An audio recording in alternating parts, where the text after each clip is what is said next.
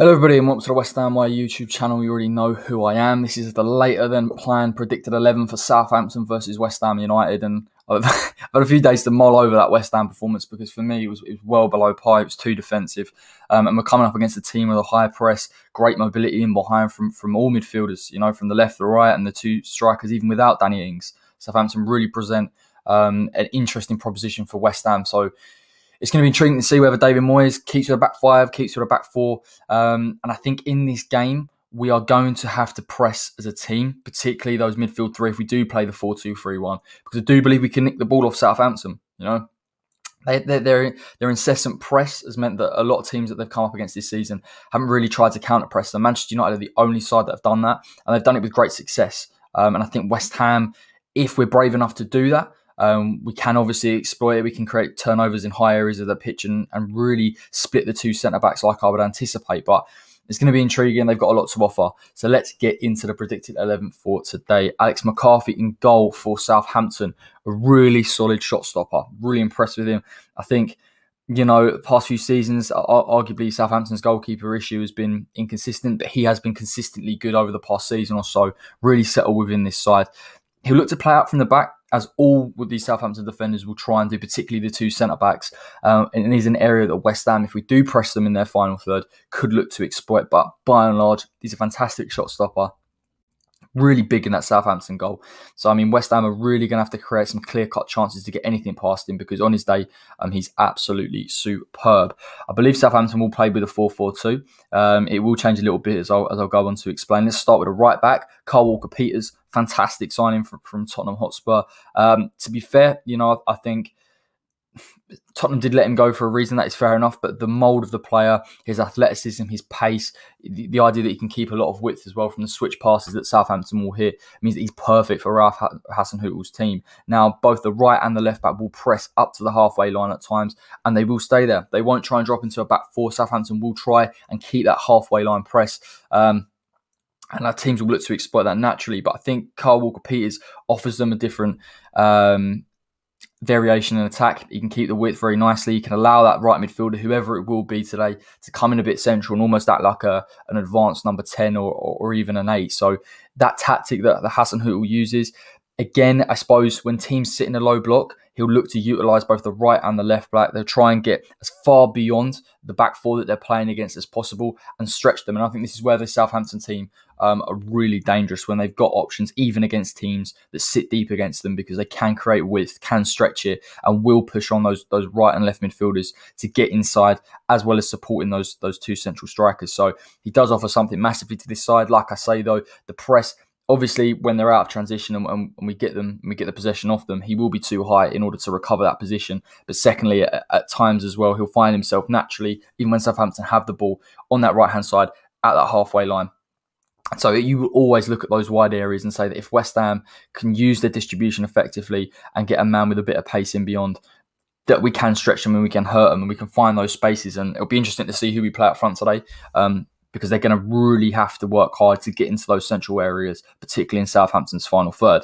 Now, I was going to sit here and say how good Vestergaard has been for Southampton this season, but I think he's injured. So Jack Stephens will come into the side. Again, a solid player. There is a lot of emphasis on these two Southampton centre-backs to press up to the halfway line. Vestergaard in particular was the man that would be the more mobile, that would try and take it out. Very, very aggressive in that tackle. I expect Stephens to play that similar role, with Bednarek sitting a little bit deeper. They're going to have the support of James Ward-Prowse that will drop in, not necessarily alongside the two centre-backs, but just in front to give them a little bit of protection. Romeo will come back at times to support them, but obviously Jack Stephens, good in the air.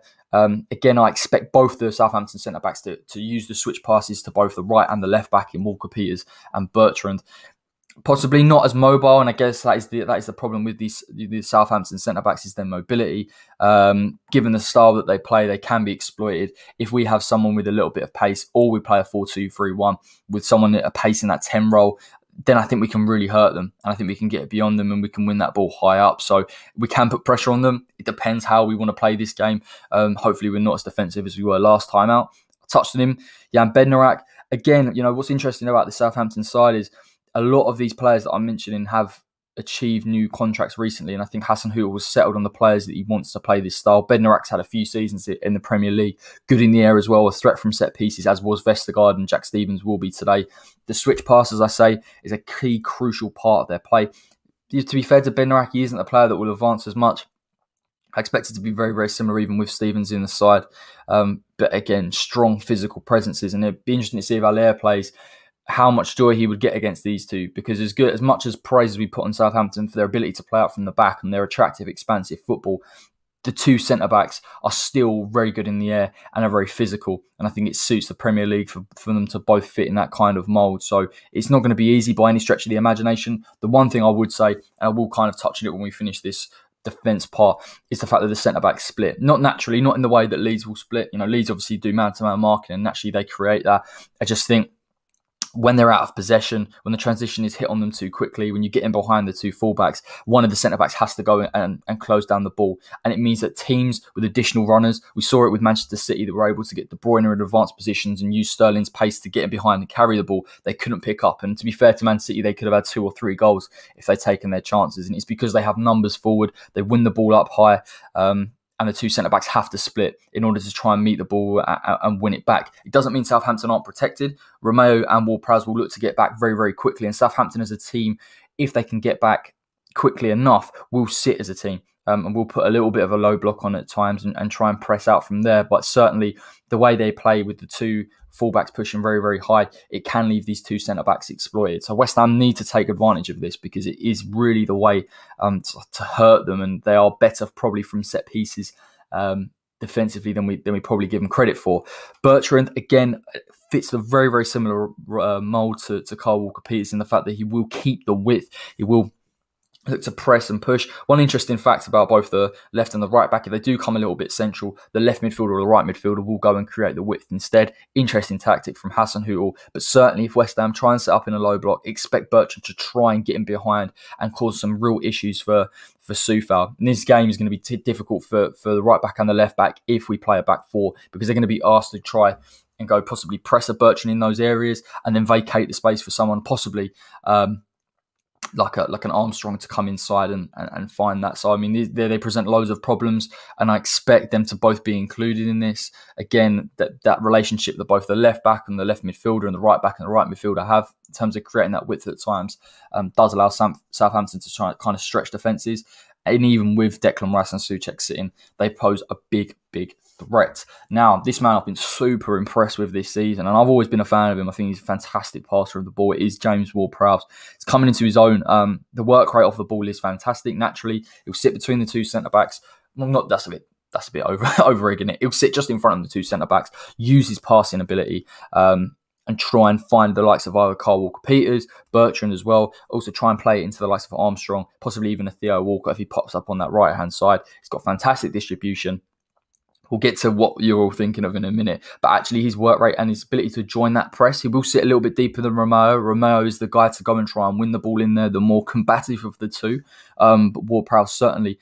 And Southampton, those two centre midfielders will look to create that press and keep West Ham penned in our own half. So, I mean, it is going to be tough. I think we can win the ball off both. I think they've shown vulnerabilities in trying to play out, particularly between the back and the two centre midfielders. We saw that against Manchester United. We saw that against Manchester City. There's a number of games in which they've made those errors when they get a little bit too comfortable with that possession game. But certainly the press that they'll put on West Ham at times will make it difficult for us to play out. So it is an interesting battle of the systems here as to who tries to press who and how much pressure we put on Southampton to win the ball. Because as good a player as Ward-Prowse is, and as good a player as Romeo is, the mobility is not quite there for me. And I think West Ham can look to exploit that, particularly with the box-to-box, the almost 8 ability of a Declan Rice or a Soucek.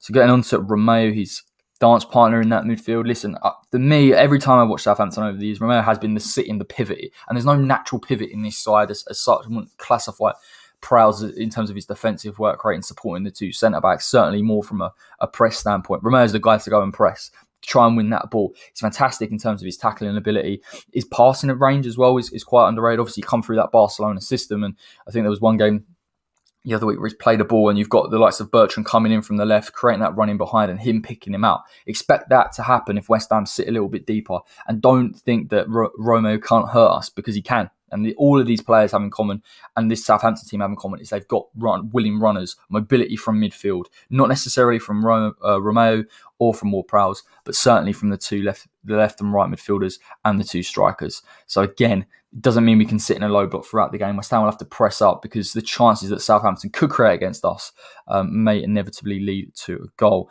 Left midfield is probably going to be Stuart Armstrong. I've been really impressed with this man. To be fair, I think he's a perfect West Ham player. You know, when we talk about some player playing in an 8 role, yes, in a defensive shape, he'll go out to that left-hand side and he'll try and press the team. But actually, when Southampton have got the ball, and the two fullbacks push up, he'll come central. And this is both interesting part about both the left midfielder and the right midfielder almost playing as attacking midfielders in this side. And Armstrong's ability to link up with the two strikers, to run in beyond, his mobility generally, his shots from range.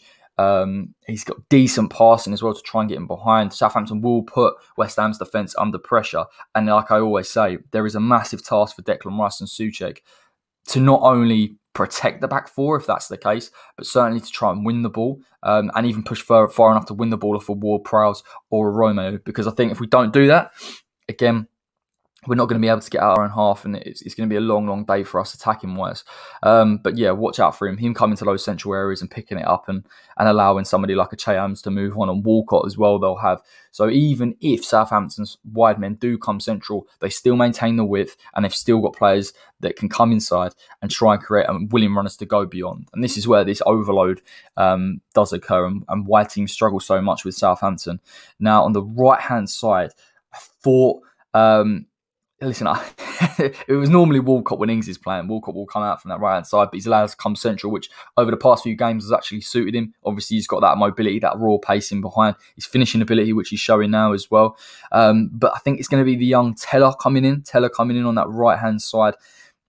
Yeah, again, like I say, similar to Armstrong, he'll try and move over to the right when they're in that defensive shape. When this very rarely happens from what I've seen, and obviously come central to form like an attacking midfielder role. From what I've seen, raw pace, directness, that could be interesting to see whether he tries to take on Aaron Creswell directly and whether it forces someone like a Rice to protect Creswell and whether that pushes us out of position too much. These are the concerns from the Southampton attack. The amount of bodies they throw forward, the mobility of them, their pace as well, directness. This Southampton side are spoken about very much as a pressing side, and you'd have to say that from their structure. But actually, in terms of their attacking intent, is probably more than I've seen from most teams this season. I think that's why they've been so successful. So again, there's going to probably be a battle very, very similar to Armstrong as well. On that left-hand side, the right-hand side, can Creswell deal with him? Does he have to come out to meet him? Are you asking Rice to do a job or Soucek to do a job where they're going to come out and then you're going to allow possibly someone like Romeo to pick it up in those central areas, Armstrong as well? These are all key issues that West Ham have to be aware of, and we have to be disciplined enough to deal with it. But we are going to have to take risks. We can't sit in this defensive shape for the entire game because Southampton will have the answer. Now, again, another player that I think's done really well this season, has improved massively since the last time I've seen him, is Che Adams. I just think, he struggles to get the goal, but his work rate's always there. And these two Southampton strikers have a lot of license to get forward. This is what I like about this Hasenhuttl side from a neutral perspective, is the fact that the strikers are given license to get in beyond the defence. By pushing the right midfielder and the left midfielder into 10 positions, they are allowed to play. They're not necessarily coming deep to pick up the ball. What I would say is, though, of one of the two will always try and work harder to pick the ball up, hold the ball up, and allow the other striker to get in beyond and use their pace. Che Adams has done it. Danny Ings was in the side. He's now doing it with Walcott in the side. He has got that raw ability, the strength as well. West Ham have got a player on their hands that can get in behind. He's got good striking movement, good finishing, which he's shown recently, and the hold-up play. And I'll be interested to see if he does come into those deeper areas, how West Ham deal with those overloads just in front of that back four, because he can offer that option to Southampton. And he's not going to necessarily sit there and hold the ball up, but he's going to allow players to get in behind. And I think he is a real danger man from an overall open play perspective. And it'll be interesting to see what someone like a Balbuena does, whether he tries to go out and win the ball off him, gets exposed in behind, and then you allow Teller to get in, or if Walcott's already playing inside. And that is the key problem in this game, the lack of mistakes that West Ham have to make in order to get a result here. It could be too much for us at times. So I am a little bit concerned from that perspective, and he is certainly one of their key danger men. This guy, for last year for Southampton, has gone over a bit of renaissance since he's come back to Southampton, is Theo Walcott. For me, the geezer's been sitting there crying out for playing a striker role for years and years. Now he's finally getting a license in a team where the emphasis is purely on attacking intent and using his pace and using his directness, and he's thriving. There's no there's no surprise that he's doing well in this side, and you have to worry about him massively. I think against Fulham, I know he had a goal chalked off. The movement generally, he's got fantastic, movement in the box. His finishing is quality. He can take on a man. He can beat a man. He could play if Hasenhuttl wants to. He can play from the right area, and he'll work hard enough defensively as well, which is a problem in terms of West Ham getting now. The press that he'll put on West Ham. I mean, there's so many avenues for Theo Walcott to hurt us that I am seriously concerned. I expect him to be the more advanced of the two strikers, to play in that area just in front of Che Adams, and look to try and latch onto balls either from wide areas if Walker-Peters or Bertrand pull forward. Then you've also got Armstrong coming in, Teller coming in, and he'll have license to use his movement to get in behind and stretch us.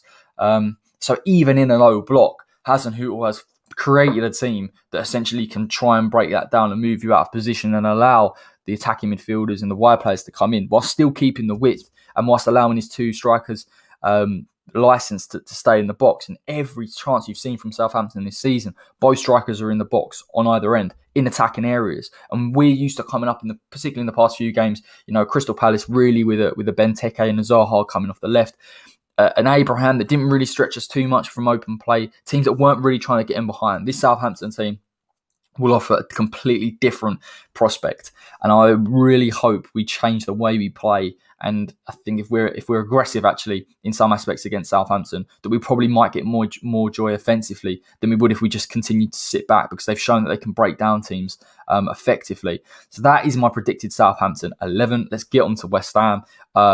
Really disappointed, like I've said, with the Brighton game. For me, just wasn't good enough. Absolutely sitting back, allowing teams to dominate possession is, again, I suppose the difference from where we got away with it to a degree, because we didn't really, because Brighton still scored 2 goals, was the fact that Brighton, the options that they had to try and get in behind weren't there. This team will try and get 4 players in behind if they can. And that is the difference. And that is where if West Ham continue to sit back, we'll get broken down. So we're given an option here. We can press effectively. We've shown it at points during the season. Leeds, Leicester, Manchester United for the first half. But, we can't afford... We have to try and show a similar tactic in this game for me. And I worry whether we can actually do that or not. But let me get to West Ham. Let's not be too negative here.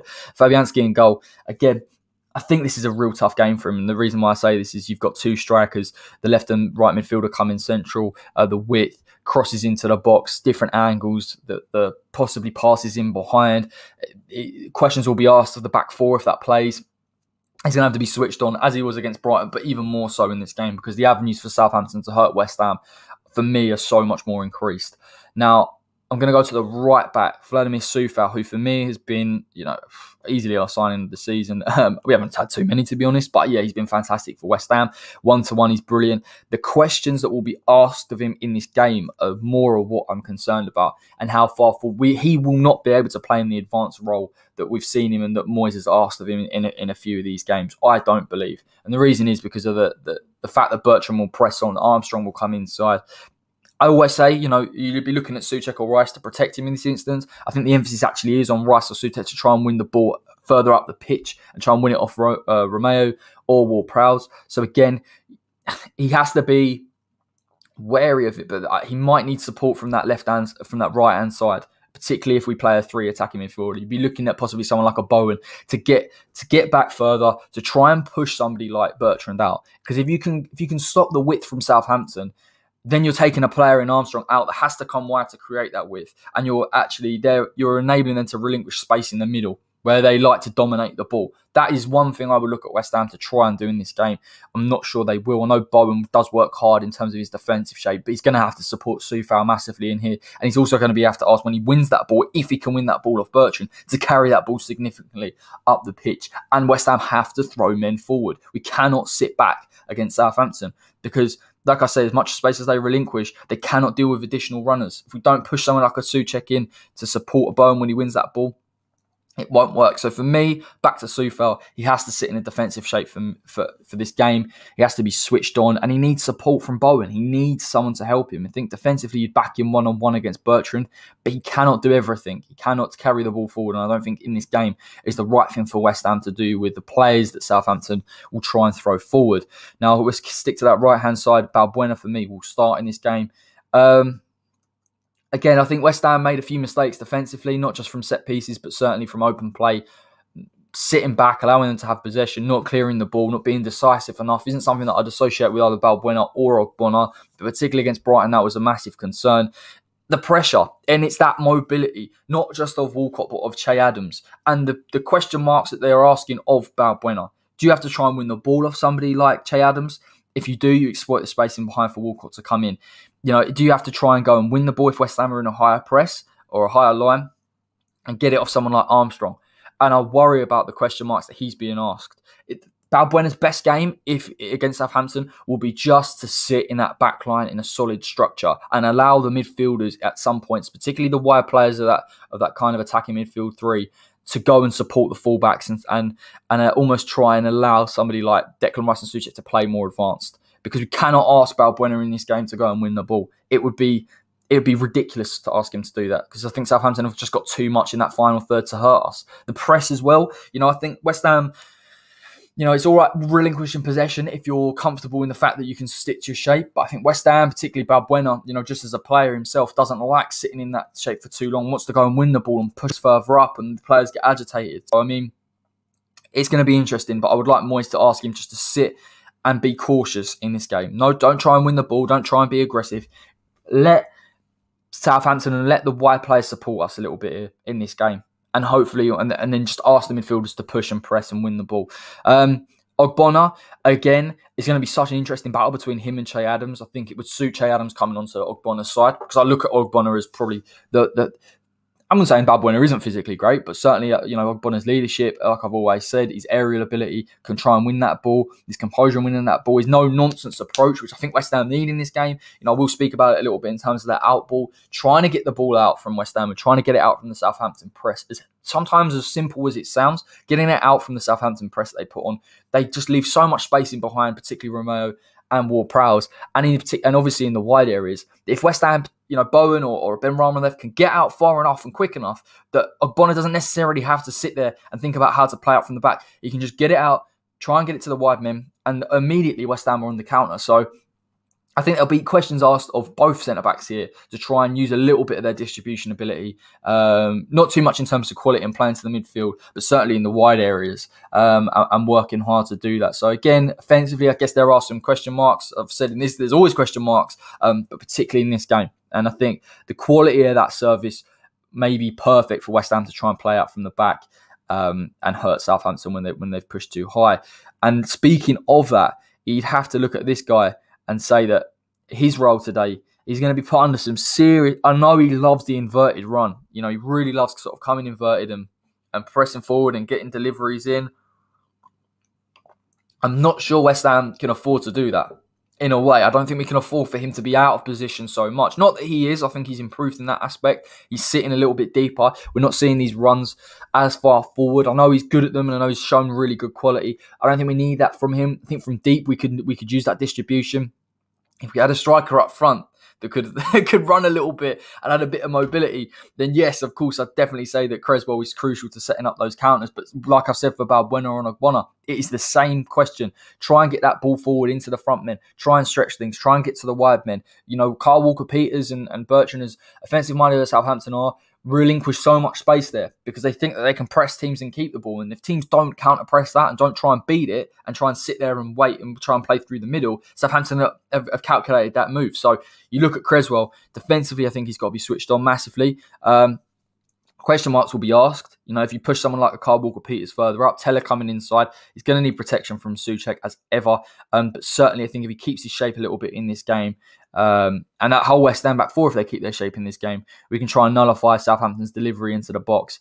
And the question, and that kind of emphasis on the two midfielders to go and win the ball will be a little bit more prominent. So let's get to the two midfielders. For me, I think we're going to set up in a 4-2-3-1. I'm not sure why we continue to change the system around when it doesn't work. Noble has to drop out for me. I think that's as simple as that. He's not going to cope in a game with this much athleticism and the pressure that we need him to go and win the ball, particularly off the two centre midfielders of Southampton, and the role that he can't do over Rice or Soucek. So for me, he has to drop out. Start with Rice, probably come onto that right-hand side. I think this is a good game for him. I think this is a game we could see Rice really impress. And the reason why I say this is because at times he'll be asked to be in defensive. He'll play that pivot role that he plays so well, and his defensive awareness to cut out the balls from Armstrong. Possibly if he has to come over to that left-hand side as well from somebody like Teller, he's got the ability to cut those out and keep that back four quite disciplined. Again, though, I look at his athleticism, what he's shown, his composure on the ball, his ability to drive with it. If he can win it off somebody like Romeo or Ward-Prowse, you'll be looking at Romeo probably as the more advanced of those two Southampton midfielders.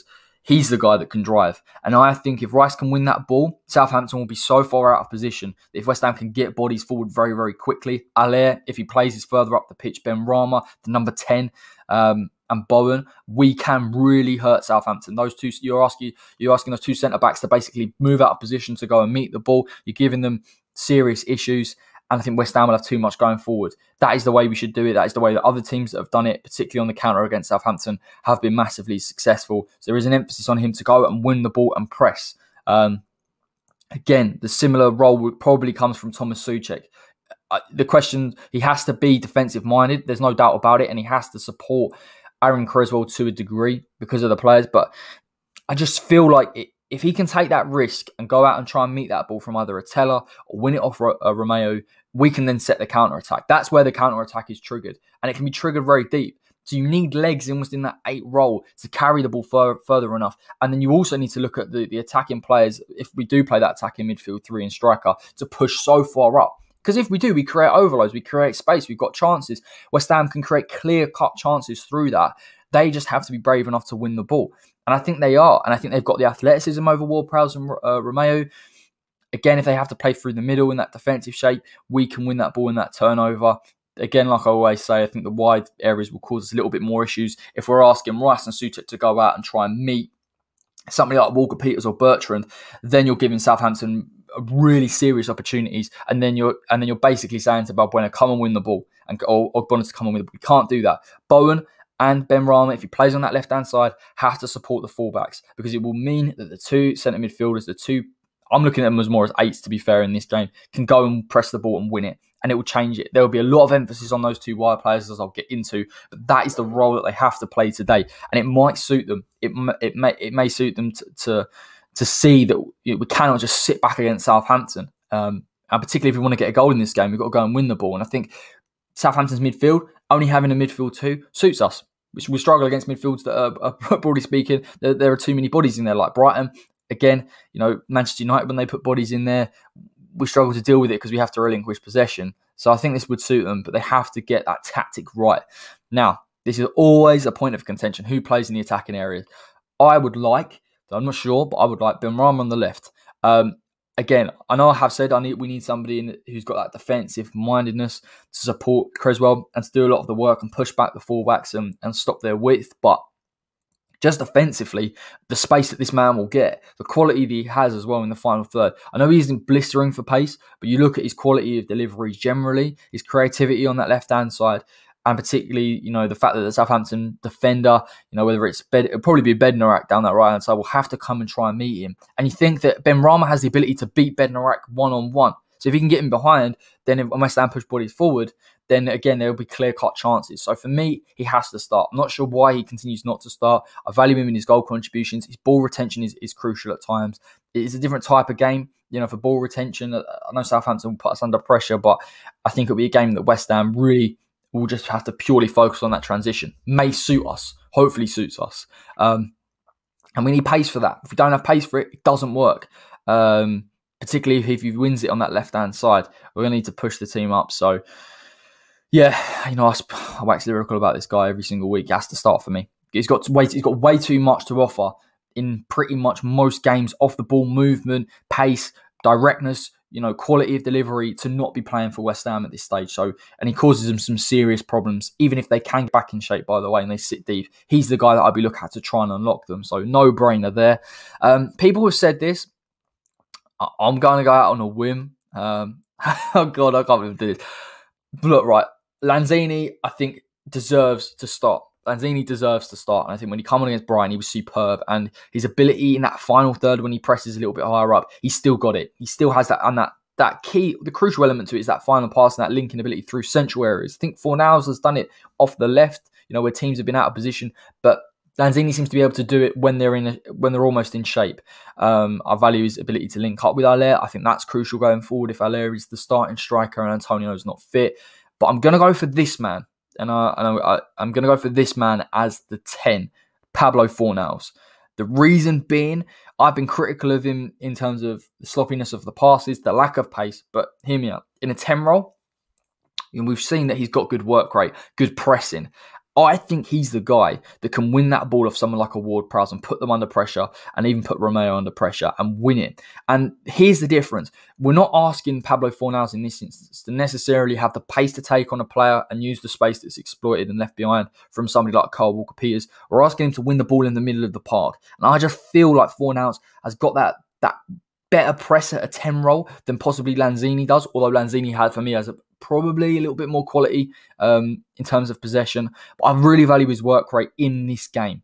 And I think if he can play, and he plays in that 10 role, and he can win it off the two centre midfielders, West Ham have got enough pace from both wings and possibly a man as well moving in front of him to really hurt them. This is why Antonio in this game would be perfect, because the pace we'd have almost from an attacking 3. I would like him for that reason. And I think in the defensive shape as well, his pressing pushes Southampton a little bit further back. They will try and push both centre midfielders up if they can. So if we have a man that can win it off either both centre midfielders or go one better and try and win it off someone like a Bednarek or a Jack Stevens, like I say, it's invaluable in this game. Because when you win it in turnover over Southampton when they're not in shape, because there's such emphasis on them almost sitting as a team, we'll have so much space. We'll have absolutely so much space. And I do back him in his final pass. I really, really do.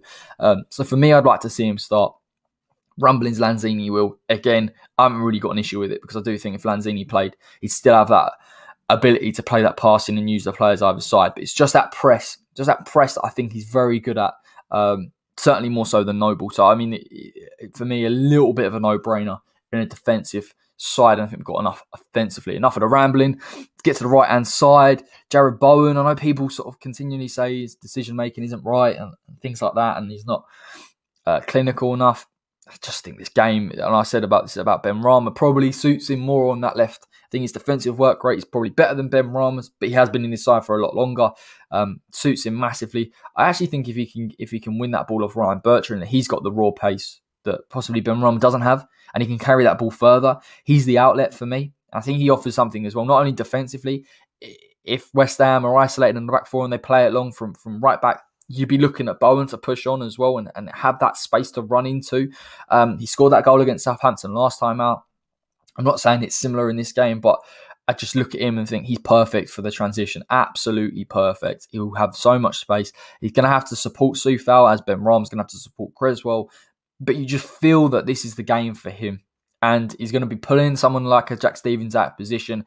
And this is why this man, if he does play, we have to see him in a more advanced role. Will it work if he comes deeper and tries to pick up the ball? Yeah, but it will slow the transition down. And it is Sebastian Haller. Haller has to play, and I've always said this for a long time now. I think there are two ways of playing him. He either comes deep and holds the ball up and tries to distribute to the wingers.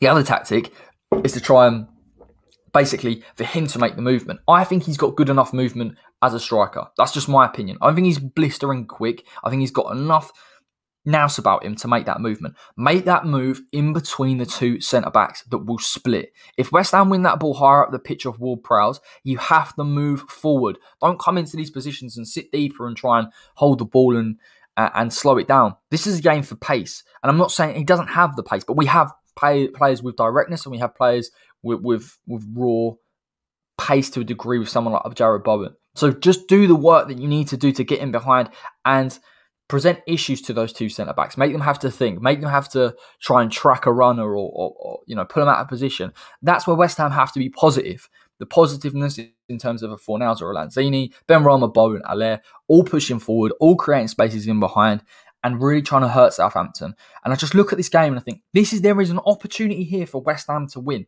if we understand the role of the game. If we understand what we're playing against, we understand that there'll be pressing at times, and we're disciplined. And I always say we have to be disciplined, but certainly against Southampton, we don't need defenders moving out of position. We need wingers working hard.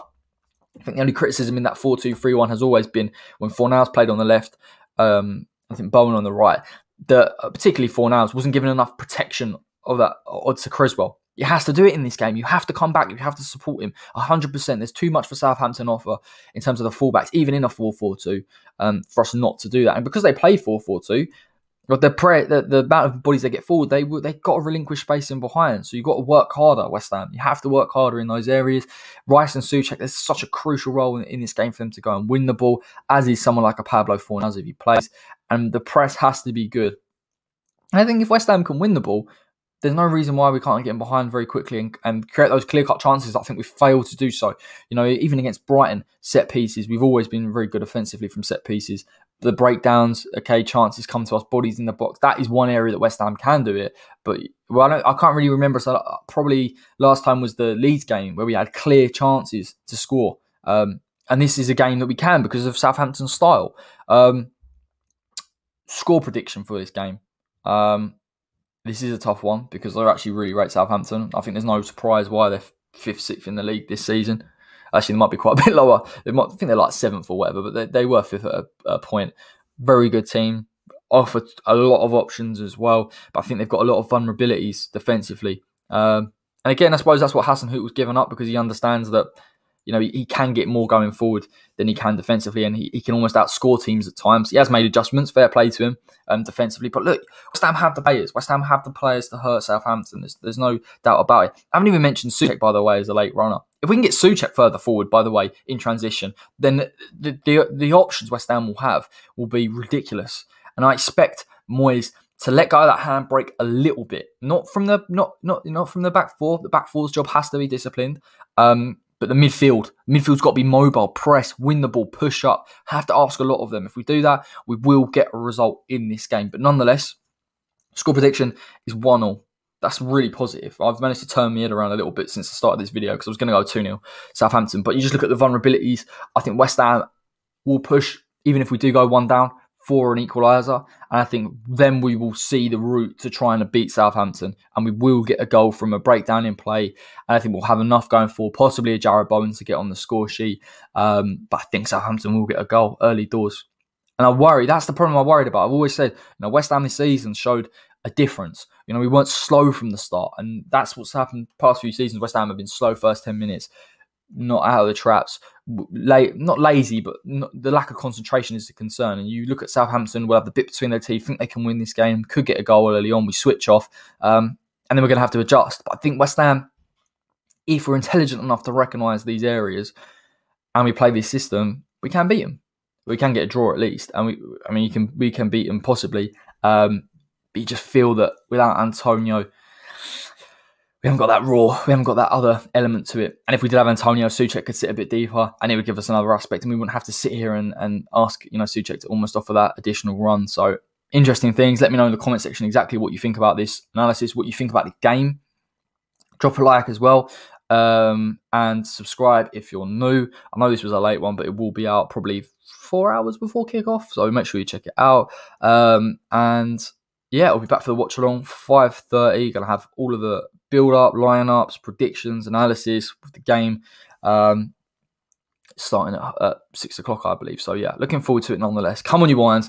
Let's hope we get a result today because after that performance, I need some cheering up. So until next time, take care.